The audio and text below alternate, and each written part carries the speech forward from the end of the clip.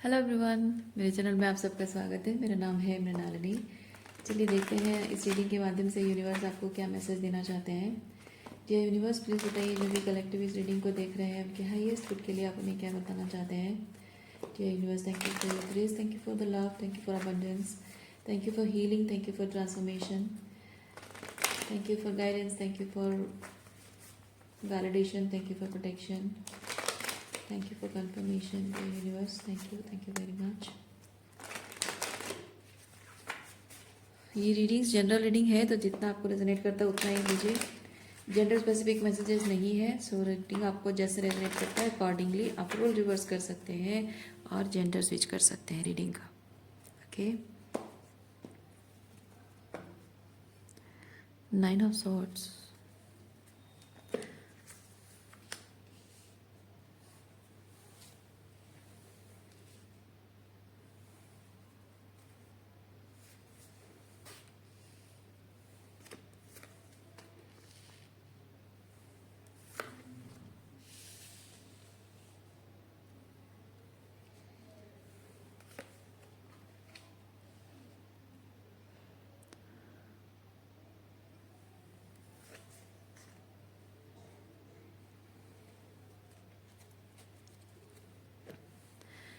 Nine of swords stress की energy है। Stressed out and justice के साथ मैं ये चीज़ फील कर रही हूँ, कुछ ठीक करना है। दो लोग हैं, दोनों में से एक है जो 9 ऑफ सॉर्ड्स की एनर्जी में रहा है इस तरह की,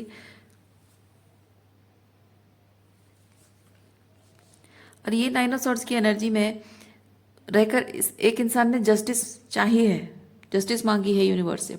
दूसरा इंसान है जिसको जस्टिस लाना है रिलेशनशिप में, अब वो उस चीज़ को लेकर स्ट्रेस्ड आउट है।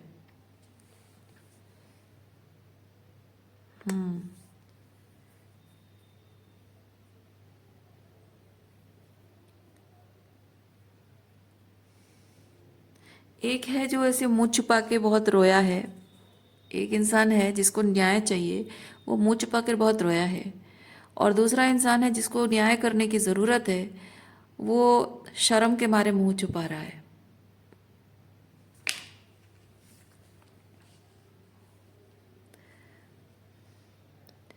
जिस इंसान के साथ गलत हुआ है वो सामने वाले मतलब अदर पर्सन से मिलना नहीं चाहता है, थक चुका है कि मतलब वो कह रहा है कि नहीं मैं थक गया हूँ या थक गई हूँ, मुझे और नहीं डील करना है, मुझे नई बात करनी है। ये रिलेशनशिप में काम करते करते एफर्ट्स लगाते लगाते मैं थक चुकी हूँ। क्योंकि जो दूसरा पर्सन जिसको सही करना है चीज़ों को, that person has been in queen of wands energy, और इसको ये चीज़ लगता रहा है कि relationship is all about fun, romance and घूमना, डेटिंग, मज़े करना। सो रिलेशनशिप को बहुत ही स्पार्कली चीज़ की तरह देखा है। एक ने रिलेशनशिप को बहुत स्पार्कली तरीके से देखा है और एक ने रिलेशनशिप को बहुत ईमानदारी से निभाया है, बहुत ही स्पिरिचुअल। ये होता है एक चीज़ को बहुत स्पिरिचुअल एस्पेक्ट से देखना। ओके, एक रिश्ते को जैसे अपना भगवान मान लेना, और ये एक रिश्ते को मौज मस्ती मज़े की एनर्जी में देखना। तो जिस इंसान ने मौज मस्ती समझा है उसे चीज़ें ठीक करने की ज़रूरत महसूस हो रही है, समय आ चुका है। क्योंकि जिस इंसान ने इस रिश्ते की इबादत की है उसको बहुत तकलीफ़ों से गुजरना पड़ा है इस रिलेशनशिप को लेकर, and that person is very tired of putting efforts consistently for years.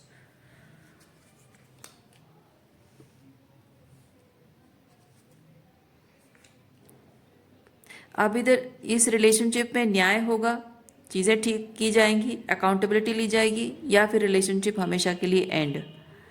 दोनों में से कोई एक चीज़ है।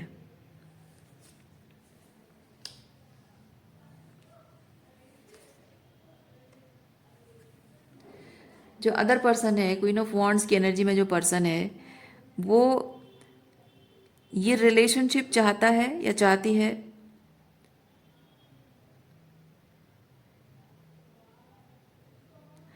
लेकिन टेम्परेंस के साथ मैं ये चीज़ फील कर रही हूँ, peaceful relationship. Queen of wands की एनर्जी में जो इंसान, जिस इंसान ने रिलेशनशिप को बहुत सुपरफिशियल तरीके से लिया है, उसको रिलेशनशिप बड़ा सुकून, पीसफुल, सुकून भरा रिलेशनशिप चाहिए। लेकिन जबकि एक सेकेंड में थोड़ा सा और शफल करती हूँ।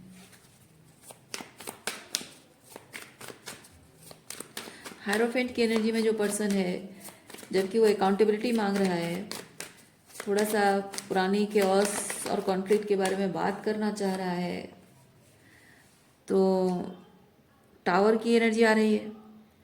क्वीन ऑफ वॉन्ड्स की एनर्जी में पर्सन चाहता है कि पीस हो, और हायरोफेंट की एनर्जी में जो पर्सन है वो चाहता है टावर, चाहता तो नहीं है पर उस बातचीत से अकाउंटेबिलिटी है, जो भी पास में जो कॉन्फ्लिक्ट हुआ था उस पर बातचीत हो तो टावर हो जाएगा।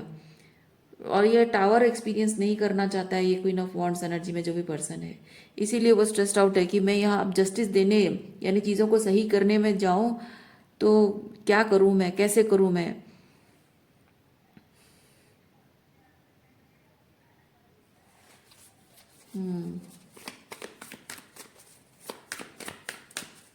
नहीं फेस करना चाहता है, टावर मोमेंट को फेस नहीं करना चाहता है क्वीन ऑफ वॉन्ड्स एनर्जी में जो पर्सन है। That's why that person is holding back.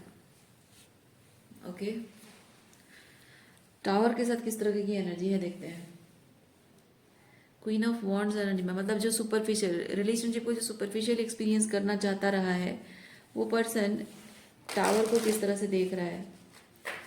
ऐसा क्या होगा टावर के साथ, ऐसा क्या होगा जिसकी वजह से वो परेशान है, जिससे वो होल्ड बैक, जिसकी वजह से वो होल्ड बैक कर रहा है। टावर,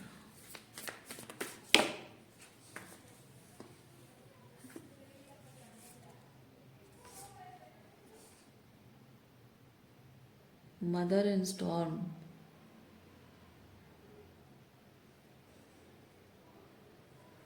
स्टॉर्म तो होगा ही, स्टॉर्म और ये टावर ऑलमोस्ट एक ही चीज़ है ना।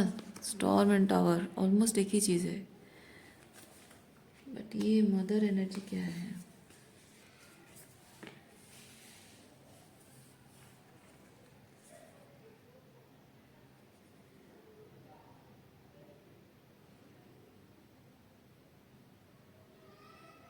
Comfort zone.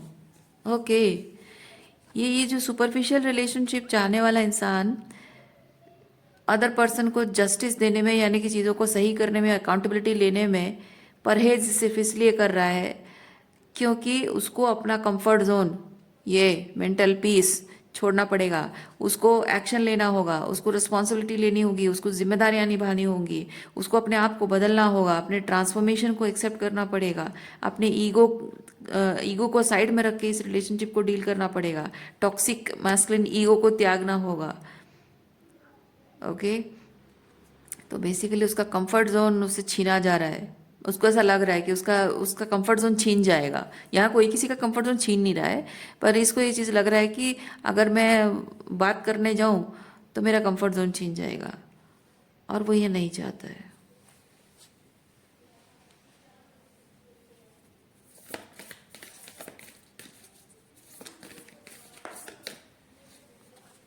वॉरियर,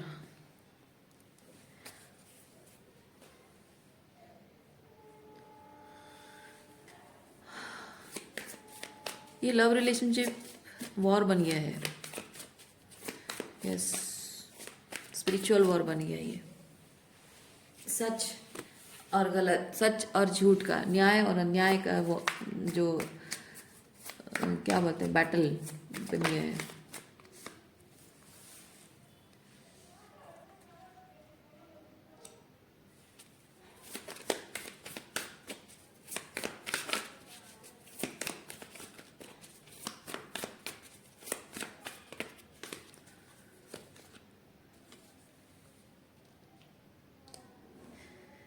मैं फील कर रही हूँ कि ये जो सुपरफिशियल कनेक्शन चाहने वाला इंसान है ना, अकाउंटेबिलिटी लेना नहीं चाहता है, वो चाहता है कि दूसरा पर्सन कॉम्प्रोमाइज़ कर ले,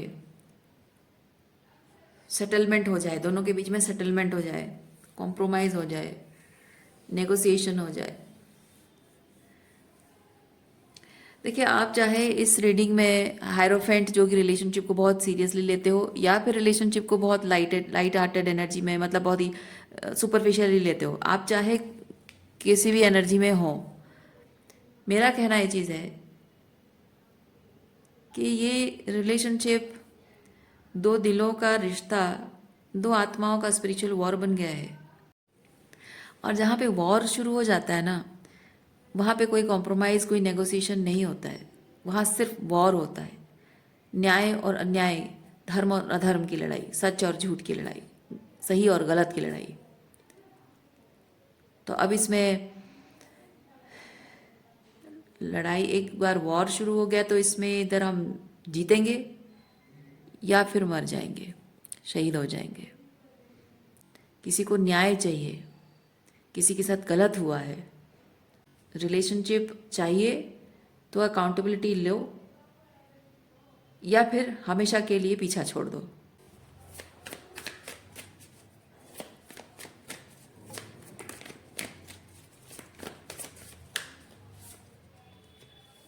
यस,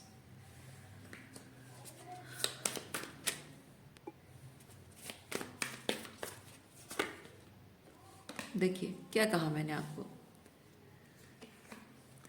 रिलेशनशिप अगर चाहिए तो बात करो, अपनी गलतियां सुधारो, वरना रिलेशनशिप को छोड़कर जाओ।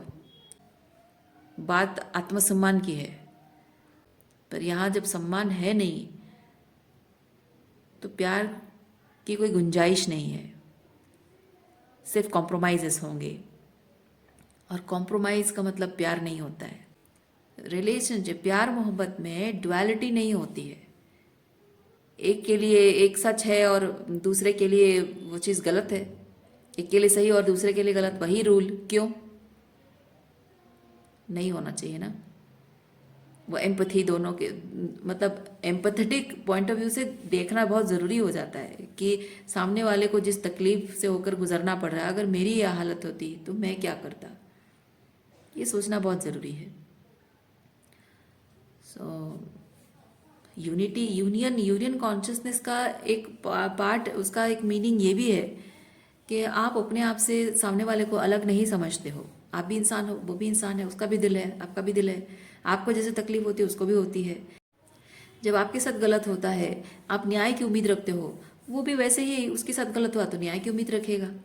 अगर आप एक रिलेशनशिप में इतना टॉक्सिसिटी आपने देखा है कि किसी इंसान को आप माफ़ नहीं कर सकते हो, तो फिर आप किसी और से एक्सपेक्ट भी नहीं कर सकते हो कि वो भी आपकी टॉक्सिसिटी को माफ़ करे, है ना। आप अगर चाहोगे कि सामने वाला अकाउंटेबिलिटी ले, तो आपको भी लेना चाहिए।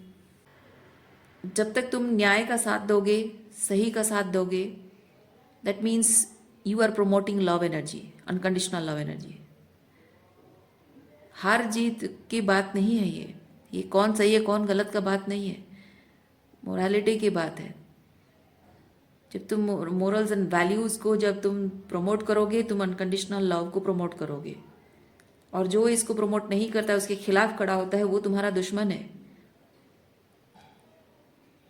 और जो तुम्हारे दुश्मन बन के रहता है ना, उसके साथ कॉम्प्रोमाइज़ नहीं, लड़ाई करेंगे, न्याय को, सही को जिताएंगे, मर जाएंगे लेकिन हार नहीं मानेंगे। बस ये एक चीज़ होना चाहिए। वॉरियर एनर्जी में आपके लिए कार्ड आए हैं, रिलेशनशिप में वॉरियर कार्ड आए हैं। You can not submit to wrong things, no. एक बार अगर आप गलत के सामने सर झुकाओगे, जिंदगी भर झुकाना पड़ेगा। सो अकॉर्डिंगली आप डिसीजन लीजिए।